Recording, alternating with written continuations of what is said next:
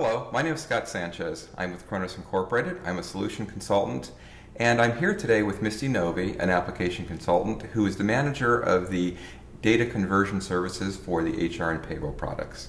Thanks for being here, Misty. Thank you for having me. So I want to talk today a little bit about some advice and things that our clients can consider as they prepare for the data conversion launch process. Okay. So what are some of the first things a client can do to prepare for their data conversion process? Well, it's a simple concept, but actually one that we find very often is that the HR department and even some payroll resources need to get very organized with their data. They need to understand where their data resides.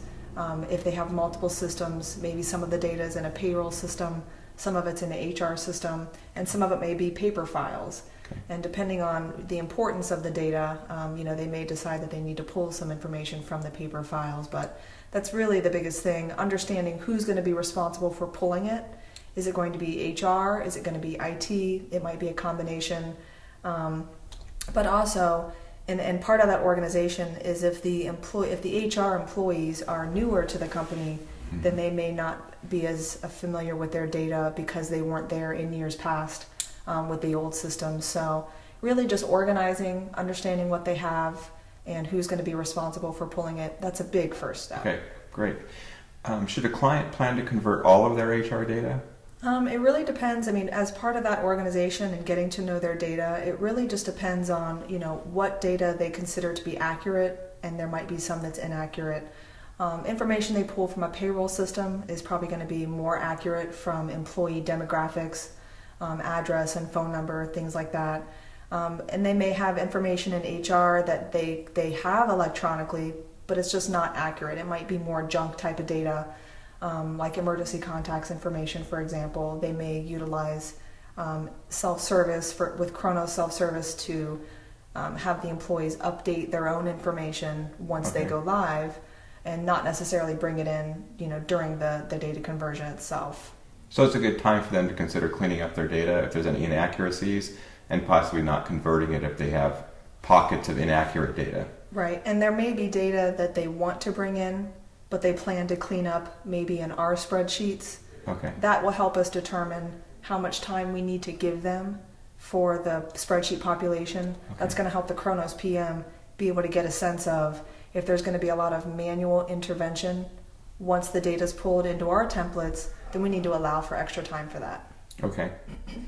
So do you have any important advice for a client to consider as they plan their data conversion process? Well, one of the things they need to consider is, how many resources they're going to get involved when it comes to pulling the data. Okay.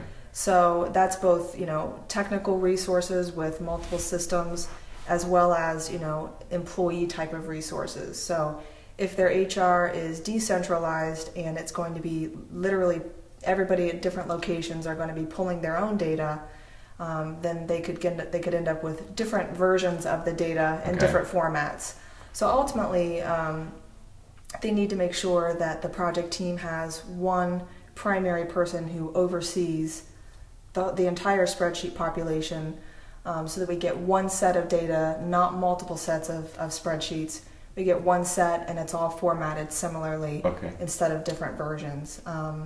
But even within a centralized HR department, if they have multiple resources and they want to utilize those resources, then they can put somebody in responsible for the position codes, the job codes, and the pay grade codes, so the code spreadsheets, and then have somebody else responsible more for the employee type of spreadsheets.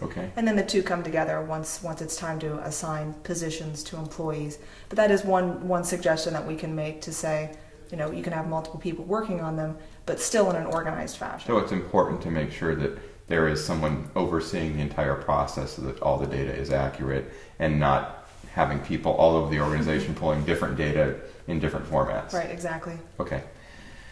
What can a client do to confirm that their process for collecting and preparing the data is properly formatted for the needs of the data conversion launch process? Well, one thing that they can do is they can actually do sort of a test pull of their data, and they could even go as far as to send it to us, and we can take a look at the spreadsheets, whether it's all the spreadsheets or just a couple of spreadsheets.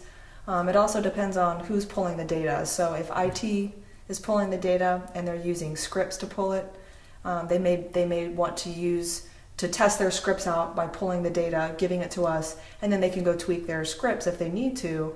But if HR is pulling the data, then it also gives them the opportunity to test how they're pulling their reports, okay, and get a feel for when they go to do it for real, closer to when the deadline is, that it's going to pull, the way that they want it to, and that it's accurate.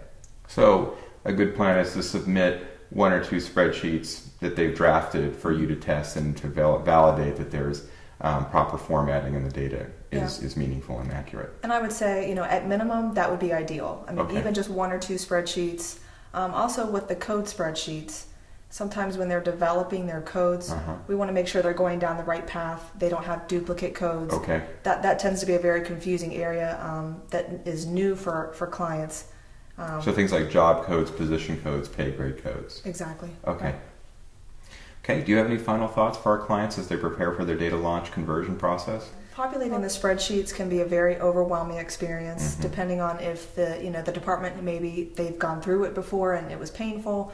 But the overall message that we try to send is that we're here for you. So, we're trying to incorporate ourselves from the launch team at least 2 to 3 weeks before the launch is due to occur, so that we can answer any questions that you have as you're going through maybe your test runs, developing your codes. And that also gives us an idea if you're going to meet your deadline or if you're going to need more time. That helps the PM to be able to gauge that as well. Okay. But we just like to get an idea of how things are going, and it sort of offers double support. They get support from their project team that they've been working with, and then they've got that launch resource that's going to be there for them, as well. So if they have concerns about what they're preparing, don't hesitate to call someone and seek advice. Absolutely. Right? Yep. Okay. I've been here again today with Misty Novi of the HR Data Conversion Launch Team, and I'm Scott Sanchez. Thank you very much, Misty. Thank you for having me.